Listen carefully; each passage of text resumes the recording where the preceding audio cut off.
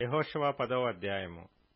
యెహోషువయు అతనితో కూడా ఇశ్రాయేలీయులందరూ మక్కేదా నుండి లిబ్నాకు వచ్చి లిబ్నా వారితో యుద్ధము చేసిరి. యెహోవా దానిని దాని రాజును ఇశ్రాయేలీయులకు అప్పగింపగా వారు నిశ్శేషముగా దానిని దానిలోనున్న వారినందరినీ కత్తివాతను హతము చేసిరి. అతడు యెరికో రాజునకు చేసినట్లు దాని రాజునకును చేసెను. అంతట యెహోషువయు అతనితో కూడా ఇశ్రాయేలీయులందరూ లిబ్నా నుండి లాకీషుకు వచ్చి దాని దగ్గర దిగి లాకీషు వారితో యుద్ధము చేయగా యెహోవా లాకీషును ఇశ్రాయేలీయుల చేతికి అప్పగించెను. వారు రెండవ దినమున దానిని పట్టుకొని తాము లిబ్నాకు చేసినట్లే దానిని దానిలోనున్న వారినందరినీ కత్తివాత హతము చేసిరి. లాకీషుకు సహాయము చేయుటకు గెజెరు రాజైన హోరాము రాగా యెహోషువ నిశ్శేషముగా అతనిని అతని జనులను హతము చేసెను. అప్పుడు యెహోషువయు అతనితో కూడా ఇశ్రాయేలీయులందరూ లాకీషు నుండి ఎగ్లోనునకును వచ్చి దాని ఎదుట దిగి దాని నివాసులతో యుద్ధము చేసి ఆ దినమున దానిని పట్టుకొని కత్తివాతను వారిని హతము చేసిరి. అతడు లాకీషుకు చేసినట్లే దానిలోనున్న వారినందరినీ ఆ దినము నిర్మూలము చేసెను. అప్పుడు యెహోషువయు అతనితో కూడా ఇశ్రాయేలీయులందరూ ఎగ్లోను నుండి హెబ్రోను మీదికి పోయి దాని జనులతో యుద్ధము చేసి దానిని పట్టుకొని దానిని దాని రాజును దాని సమస్త పురములను దానిలోనున్న వారినందరినీ కత్తివాతను హతము చేసిరి. అతడు ఎగ్లోనుకు చేసినట్లే దానిని దానిలోనున్న వారినందరినీ నిర్మూలము చేసెను. అప్పుడు యెహోషువయు అతనితో కూడా ఇశ్రాయేలీయులందరూ దెబీరు వైపు తిరిగి దాని జనులతో యుద్ధము చేసి దానిని దాని రాజును దాని సమస్త పురములను పట్టుకొని కత్తివాతను హతము చేసి దానిలోనున్న వారినందరినీ నిర్మూలము చేసిరి. అతడు హెబ్రోనుకు చేసినట్లు లిబ్నాకును దాని రాజుకును చేసినట్లు అతడు దెబీరుకును దాని రాజునకును చేసెను. అప్పుడు యెహోషువ మన్య ప్రదేశమును దక్షిణ ప్రదేశమును షెఫేలా ప్రదేశమును చరియల ప్రదేశమును వాటి రాజులనందరినీ జయించెను.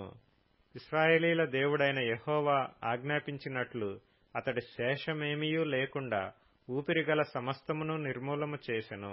కాదేషు బర్నేయ మొదలుకొని గాజా వరకు గిబియోను వరకు గోషెను దేశమంతటినీ యెహోషువ జయించెను.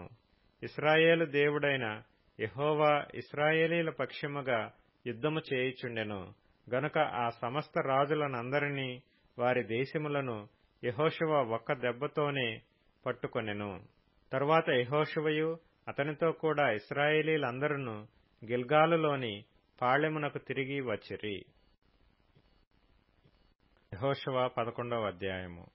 హాసోరు రాజైన యాబీను జరిగిన వాటిని గూర్చి విని మాదోను రాజైన యోబాబుకును షిమ్రోను రాజుకును అక్షాపు రాజుకును ఉత్తర దిక్కుననున్న మన్యదేశములోను కిన్నెరెతు దక్షిణ దిక్కుననున్న అరాబాలోను షెఫేలాలోను పడమటనున్న దోరు మన్యములోను ఉన్న రాజులకును తూర్పు పడమటి దిక్కుల యందలి కనానీయులకును అమోరీయులకును హిత్తీయులకును పెరిజ్జీయులకును మన్యములోనున్న యెబూసీయులకును మిస్పాదేశమందలి హెర్మోను దిగువ నుండు హివ్వీయులకును వర్తమానము పంపగా వారు సముద్ర తీరమందలి ఇసుక రేణువులంత విస్తారముగానున్న తమ సైనికులనందరినీ సమకూర్చుకొని విస్తారమైన గుర్రములతోనూ రథములతోనూ బయలుదేరిరి. ఆ రాజులందరూ కూడుకొని ఇశ్రాయేలీయులతో యుద్ధము చేయుటకు మేరోము నీళ్ల యొద్దకు వచ్చి దిగగా యెహోవా వారికి భయపడకుము, రేపు ఈ వేళకు ఇశ్రాయేలీయుల చేత సంహరింపబడిన వారినిగా నేను వారినందరినీ అప్పగించెదను. నీవు వారి గుర్రముల గుదికాలి నరమును తెగకోసి వారి రథములను అగ్నిచేత కాల్చుదువని యెహోషువతో సెలవిచ్చెను. కాబట్టి యెహోషువయు అతనితో కూడానున్న యోధులందరూ హఠాత్తుగా మేరోము నీళ్ల యొద్దకు వారి మీదకి వచ్చి వారి మీద పడగా యెహోవా ఇశ్రాయేలీయుల చేతికి వారిని అప్పగించెను. వీరు వారిని హతము చేసి మహాసీదోను వరకును మిశ్రెపోత్మాయిము వరకును తూర్పు వైపున మిస్పే లోయ వరకును వారిని తరిమి నిశ్శేషముగా చంపిరి. యెహోవా యెహోషువతో సెలవిచ్చినట్లు అతడు వారికి చేసెను. అతడు వారి గుర్రముల గుదికాలి నరమును తెగకోసి వారి రథములను అగ్నితో కాల్చివేసెను. ఆ కాలమున యెహోషువ వెనుకకు తిరిగి హాసోరును పట్టుకొని దాని రాజును కత్తివాతను హతము చేసెను. పూర్వము హాసోరు ఆ సమస్త రాజ్యములకు ప్రధానము. ఇశ్రాయేలీయులు దానిలోనున్న ప్రతి వానిని కత్తివాతను హతము చేసిరి. ఎవరునూ తప్పించుకొనకుండా యెహోషువ వారినందరినీ నిర్మూలము చేసెను. అతడు హాసోరును అగ్నితో కాల్చివేసెను. యెహోషువ ఆ రాజులనందరినీ హతము చేసి వారి పట్టణములను పట్టుకొని కొల్లబెట్టెను. యెహోవా సేవకుడైన మోషే ఆజ్ఞాపించినట్లు అతడు వారిని నిర్మూలము చేసెను. అయితే యెహోషువ హాసోరును కాల్చివేసిన గాని మెట్టల మీద కట్టబడియున్న పట్టణములను ఇశ్రాయేలీయులు కాల్చివేయలేదు. ఆ పట్టణముల సంబంధమైన కొల్లసొమ్మును పశువులను ఇశ్రాయేలీయులు దోచుకొనిరి. నరులలో ఒకనిని విడువకుండా అందరినీ నశింపజేయు వరకు కత్తివాతను హతము చేయుచు వచ్చిరి.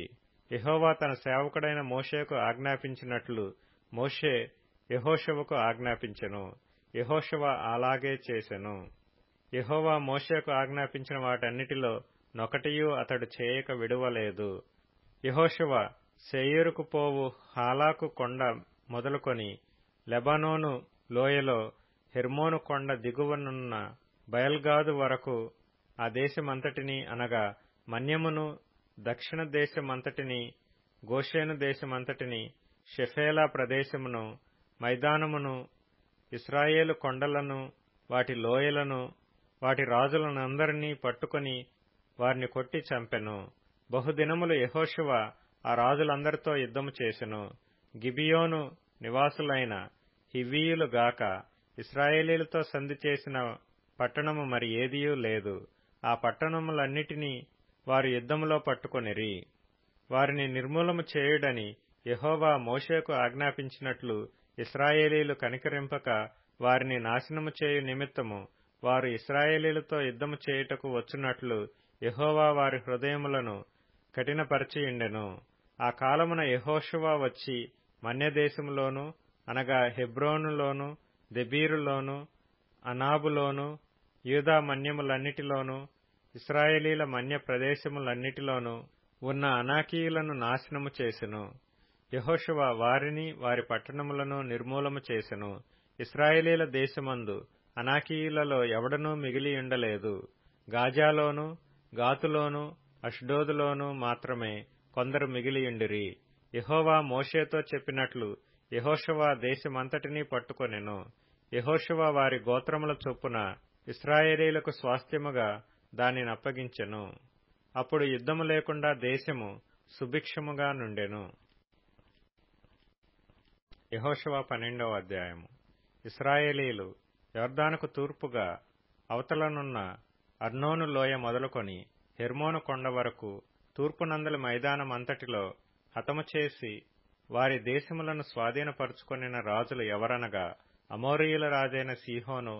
అతడు హెష్బోనులో నివసించి అర్నోను ఏటి తీరమందలి అరోయేరు నుండి అనగా ఆ ఏటిలోయ నడుము నుండి గిలాదు అర్ధభాగమును అమ్మోనీయులకు సరిహద్దుగానున్న ఎబ్బోకు ఏటిలోయ వరకును, తూర్పు దిక్కున కిన్నెరెతు సముద్రము వరకును, తూర్పు దిక్కున బెత్యషీమోతు మార్గమున ఉప్పు సముద్రముగానున్న అరాబా సముద్రము వరకును, దక్షిణ దిక్కున పిస్గా కొండ చర్యల దిగువనున్న మైదానము వరకును ఏలినవాడు. ఇశ్రాయేలీయులు బాషాను రాజైన ఓగు దేశమును పట్టుకొనిరి. అతడు రెఫాయీయుల శేషములోనొకడు. అతడు అష్తారోతులోను ఎద్రెయిలోను నివసించి గెషూరీయుల యొక్కయు మాయకాతీయుల యొక్కయు సరిహద్దు వరకు బాషాను అంతటిలోను, సల్కాలోను, హెర్మోనులోను, హెష్బోను రాజైన సీహోను సరిహద్దు వరకు గిలాదు అర్ధభాగములోను రాజ్యమేలినవాడు. యెహోవా సేవకుడైన మోషేయు ఇశ్రాయేలీయులను వారిని హతము చేసి యెహోవా సేవకుడైన మోషే రూబేనీయులకును, గాదీయులకును, మనష్షే అర్ధగోత్రపు వారికిని స్వాస్థ్యముగా దానినిచ్చెను. యొర్దాను అవతల అనగా పడమటి దిక్కున లెబానోను లోయలోని బయల్గాదు మొదలుకొని శేయీరు వరకు నుండు హాలాకు కొండ వరకు యెహోషువయు ఇశ్రాయేలీయులను జయించిన దేశపు రాజులు వీరు. యెహోషువ దానిని ఇశ్రాయేలీయులకు వారి గోత్రముల వారి చొప్పున స్వాస్థ్యముగా ఇచ్చెను.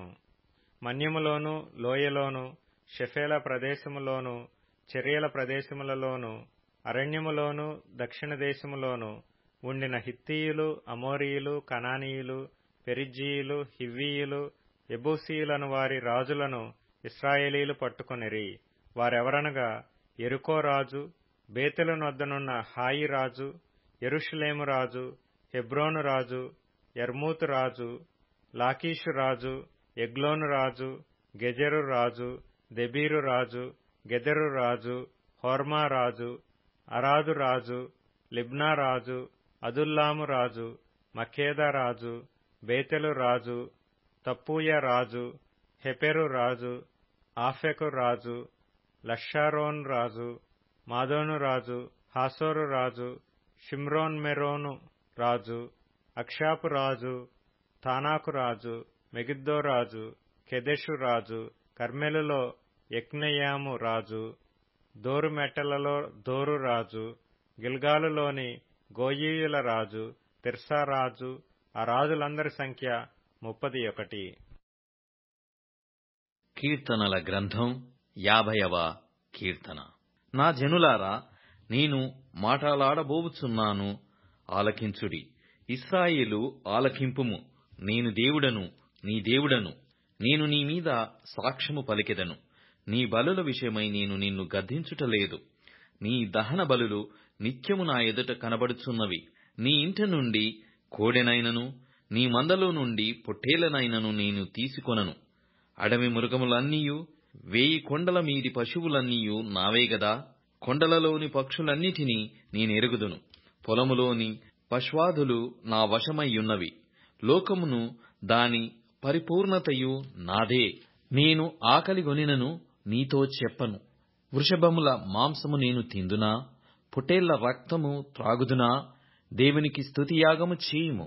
మహోన్నతునికి నీ మొక్కుబడులు చెల్లించుము. ఆపత్కాలమున నీవు నన్ను గూర్చి మొర్రపెట్టుము. నేను నిన్ను విడిపించెదను. నీవు నన్ను మహిమపరచుదవు. సామెతల గ్రంథము 12వ అధ్యాయము. శిక్షను ప్రేమించువాడు జ్ఞానమును ప్రేమించువాడు. గద్దింపును అసహ్యించుకొనువాడు పశుప్రాయుడు. సత్పురుషునికి యెహోవా కటాక్షము చూపును. దురాలోచనలు గలవాడు నేరస్తుడని ఆయన తీర్పు తీర్చును. భక్తిహీనత వలన ఎవరునూ స్థిరపరచబడరు.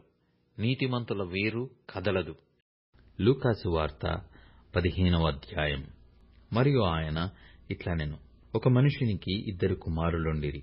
వారిలో చిన్నవాడు, తండ్రి, ఆస్తిలో నాకు వచ్చు భాగమిమ్మని తన తండ్రిని అడగగా అతడు వారికి తన ఆస్తిని పంచిపెట్టెను. కొన్ని దినములైన తరువాత ఆ చిన్న కుమారుడు సమస్తము కూర్చుకుని దూరదేశమునకు ప్రయాణమైపోయి అచ్చట తన ఆస్తిని దుర్వ్యాపారము వలన పాడు చేసెను. అదంతయు ఖర్చు చేసిన తరువాత ఆ దేశమందు గొప్ప కరువు రాగా వాడు ఇబ్బంది పడసాగి వెళ్లి ఆ దేశస్థులలో ఒకని చెంత చేరెను. అతడు పందులను మేపుటకు తన పొలములోనికి వానిని పంపెను. వాడు పందులు తిను పొట్టుతో తన కడుపు నింపుకొన ఆశపడెను గాని ఎవడునూ వానికేమీయూ ఇయ్యలేదు. అయితే బుద్ధి వచ్చినప్పుడు వాడు, నా తండ్రి యొద్ద ఎంతో మంది కూలివాండ్రకు అన్నము సమృద్ధిగా ఉన్నది. నేనైతే ఇక్కడ ఆకలికి చచ్చిపోవుచున్నాను. నేను లేచి నా తండ్రి యొద్దకు వెళ్లి, తండ్రి, నేను పరలోకమునకు విరోధముగాను నీ ఎదుటను పాపము చేసితిని.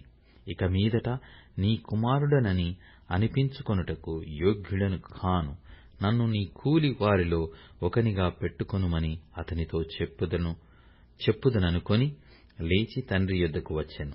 వాడింక దూరముగా ఉన్నప్పుడు తండ్రి వానిని చూచి కనికరపడి పరిగెత్తి వాని మెడమీద పడి ముద్దు పెట్టుకొనెను. అప్పుడు ఆ కుమారుడు అతనితో, తండ్రి, నేను పరలోకమునకు విరోధముగాను నీ ఎదుటను పాపము చేసితిని. ఇక మీదట నీ కుమారుడనని అనిపించుకొనుటకు యోగ్యుడను కాననెను. అయితే తండ్రి తన దాసులను చూచి, ప్రశస్త వస్త్రము త్వరగా తెచ్చి వీనికి కట్టి వీని చేతికి ఉంగరము పెట్టి పాదములకు చెప్పులు తొలగించుడి. క్రొవ్విన దూడను తెచ్చి వధించుడి. మనము తిని సంతోషపడుదుము. ఈ నా కుమారుడు చనిపోయి మరల బ్రతికెను, తప్పిపోయి దొరికెనని చెప్పెను. అంతట వారు సంతోషపడసాగిరి. అప్పుడు అతని పెద్ద కుమారుడు పొలములో ఉండెను. వాడు పొలము నుండి వచ్చుచు ఇంటి దగ్గరకు రాగా వాద్యములను నాట్యమును జరుగుట విని దాసులలో ఒకని పిలిచి ఇవి ఏమిటని అడుగగా, ఆ దాసుడు అతనితో, నీ తమ్ముడు వచ్చియున్నాడు. అతడు తన యొద్దకు సురక్షితంగా వచ్చినందున నీ తండ్రి క్రొవ్విన దూడను వధించెననెను. అయితే అతడు కోపపడి లోపలికి వెళ్ళనొలక పోయెను గనక అతని తండ్రి వెలుపలికి వచ్చి లోపలికి రమ్మని బతిమాలుకొనెను. అందుకతడు తన తండ్రితో, ఇదిగో ఇన్నేండ్ల నుండి నిన్ను సేవించుచున్నానే, నీ ఆజ్ఞను నేనెన్నడూనూ మీరలేదే. అయినను నా స్నేహితులతో సంతోషపడునట్లు నీవు నాకెన్నడూనూ ఒక మేకపిల్లనైనను ఇయ్యలేదే. అయితే నీ ఆస్తిని వేశ్యలతో తిని వేసిన ఈ నీ కుమారుడు రాగానే వీని కొరకు క్రొవ్విన దూడను వధించితివని చెప్పెను. అందుకతడు, కుమారుడా, నీవెల్లప్పుడూ నాతో కూడా ఉన్నావు. నావన్నీయు నీవి. మనము సంతోషపడి ఆనందించుట యుక్తమే. ఈ నీ తమ్ముడు చనిపోయి తిరిగి బ్రతికెను, తప్పిపోయి దొరికెనని అతనితో చెప్పెను.